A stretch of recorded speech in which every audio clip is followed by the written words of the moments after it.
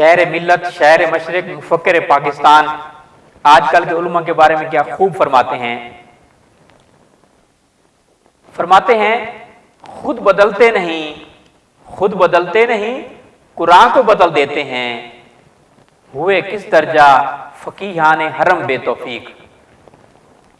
یہاں فقیہان حرم سے مراد ہے خانہ کعبہ کے فقہاء اور علماء، اس سے مراد یہ ہے عام فقہاء اور علماء کہ آج کل کے علماء اور مذہبی سربراہ اس حد تک بگڑ چکے ہیں کہ اللہ تعالیٰ کی توفیق سے بالکل محروم ہو چکے ہیں۔ خود کو قرآن مجید کے مطابق ڈھالنے کی بجائے قرآن مجید کو اپنے مقصد کے مطابق ڈھالنے کی کوشش کرتے ہیں، اپنے علم کی کمی، فہم و دین کے نقص اور عمل و کردار کی خرابیوں کو ختم کرنے کی بجائے ان کے معنی و مفہوم تبدیل کر دیتے ہیں۔